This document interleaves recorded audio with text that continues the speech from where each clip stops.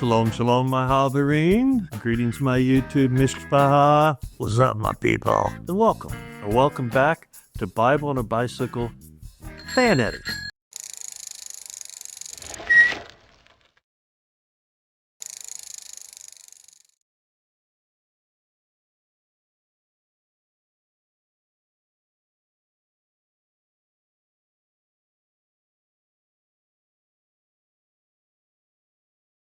Okay, so let's take a look at the structure of the book itself.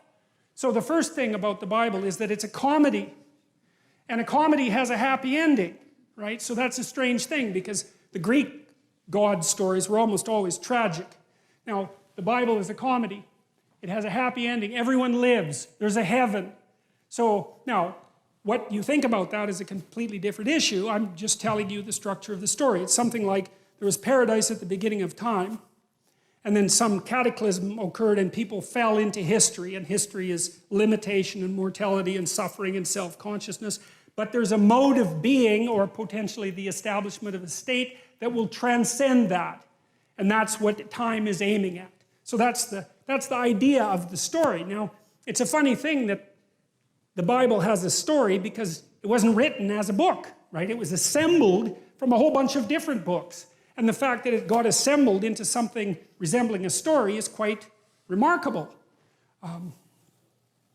And what the question is then, well, what is that story about? And how did it come up as a story? And then I suppose as well, is there anything to it? It constitutes a dramatic record of self-realization or abstraction. The idea, for example, of the formulation of the, let's say, the image of God is an abstraction. That's how we're going to handle it to begin with. I want to say, though, because I said I wasn't going to be any more reductionist than necessary. I know that the evidence for genuine religious experience is incontrovertible, but it's not explicable. And so I don't want to explain it away. I want to just leave it as a fact. And then I want to pull back from that and say, okay, well, we'll leave that as a fact and a mystery, but we'll look at this, we're going to look at this from a rational perspective and say that the initial formulation of the idea of God was an attempt to abstract out the ideal and to consider it as an abstraction outside its instantiation. So, and that's good enough. That's an amazing thing if it's true. But I don't want to throw out the baby with the bathwater, let's say. For the phenomenologists, everything that you experience is real. And so they're interested in the structure of your subjective experience. And you say, well, you have subjective experience, and you have subjective experience, and so do you.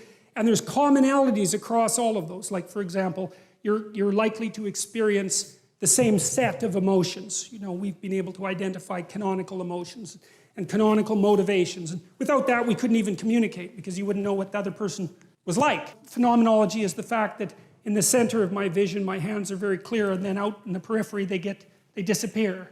And phenomenology is the way things smell and the way things taste and the fact that they matter. And so you could say in some sense that phenomenology is the study of what matters rather than matter. Now, ancient representations of reality were sort of a weird meld of observable phenomena, things that we would consider objective facts, and subjective truth, the projection of subjective truth. And I'll show you, for example, I'll show you how the Mesopotamians viewed the world. They had a model. Basically, the world was a disc. You know, if you go out in a field at night, what does the world look like? Well, it's a disc. It's got a dome on top of it. Well, that was basically the Mesopotamian view of the world, and the view of the world that the people who wrote the first stories in the Bible believed too.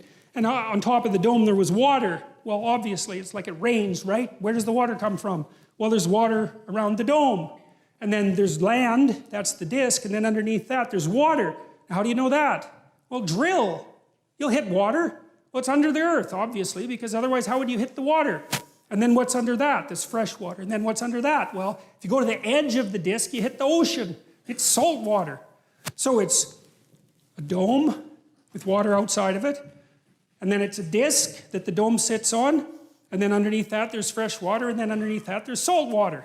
And that was roughly the Mesopotamian world. And you see that's a mix of observation and imagination, right? Because that isn't the world, but it is the way the world appears. It's a perfectly believable cosmology. and the sun rises and the sun sets on that dome. It's not like the thing is bloody well spinning. Who would ever think that up? It's obviously the sun comes up and goes down and then travels underneath the world and comes back up again. There's nothing more self-evident than that. Well, that's that strange intermingling of subjective fantasy, let's say, right at the level of perception and actual observable phenomena. And a lot of the cosmology that's associated with the biblical stories is exactly like that. It's half psychology and half reality, although the psychological is real as well. So that, and to know that the biblical stories have a phenomenological truth is really worth knowing, because, you know, the poor fundamentalists, they're trying to cling to their moral structure, and, you know, I understand why. Because it does organize their societies and it organizes their psyche, so they've got something to cling to, but, you know, they don't have a very sophisticated idea of the complexity of what constitutes truth, and they try to gerrymander the biblical stories into the domain of scientific theory, you know, promoting creationism, for example, as an alternative scientific theory. It's like, that just isn't going to go anywhere, you know, because the people who wrote these damn stories weren't scientists to begin with. There weren't any scientists back then. So, and however the people who wrote these stories thought was more like dramatists think, more like Shakespeare thought. But that doesn't mean that there isn't truth in it. It just means that you have to be a little bit more sophisticated about your ideas of truth. And that's okay, you know. There are truths to live by. Okay, well, fine. Then we want to figure out what those are, because we need to live and maybe not to suffer so much. So if you know that what the Bible stories and stories in general are trying to represent is the lived experience of conscious individuals, like the structure of the lived experience of conscious individuals, then that opens up the possibility of a whole different realm of understanding and eliminates the contradiction that's been painful for people between the objective world and let's say, the claims of religious stories. It's a collection of books with multiple redactors and editors. So what does that mean? Many people wrote it.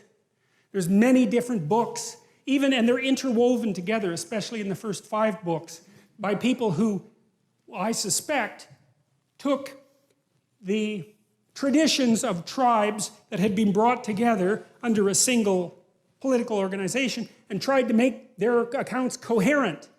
And so they took a little of this, and they took a little of that, and they took a little of this, and they tried not to lose anything because it seemed valuable, or it was certainly valuable to the people who had collected the stories. They weren't going to, you know, tolerate too much editing, but they also wanted it to make sense to some degree, so it wasn't completely logically contradictory and completely absurd. And so many people wrote it, and many people edited it, and many people assembled it over a vast stretch of time. And we have very few documents like that. And so just because we have a document like that is sufficient reason to look at it as a remarkable phenomena and try to understand what it is that it's trying to communicate, let's say. And then I said it's also the world's first hyperlinked text, which is, look at this. This is one of the coolest things I've ever seen. So at the bottom here, every single one of those lines is a biblical verse, okay? Now, the length of the line is proportionate to how many times that verse is referred to in some way by some other verse. So you say, well, this is the first hyperlinked book, right? I'm dead serious about that. You can't click and get the hyperlinks, obviously, but it's a thoroughly hyperlinked book, and it's because, well, the people who worked on these stories that are hypothetically at the end, right, which is, the end can't affect the beginning. That's the rule of time, right? What happens now can't affect what happened to you 10 years ago, even though it actually can, but whatever. Well, you reinterpret things, right, and then they're not the same, but whatever, we won't get into that. But technically speaking, the present cannot affect the past, but if we're looking at a piece of literature, that's not right, because when you write the end, you know what was at the beginning, and when you write the beginning, or edit it, you know what's at the end. And so you can weave the whole thing together. And there's 65,000 cross-references, and that's what this map shows. And so that's a great visual representation of the book. And then you can see, well, why is it deep? Why is the book deep? Well, just imagine how many pathways you could take through that, right? I mean, you'd just journey through that forever. You'd never, ever get to the end of it. There's permutations and combinations, and every phrase is dependent on every other phrase, and every verse is dependent on every other, not entirely, but 65,000 is not a bad start, which is that again, and very much worth thinking about for quite a long time.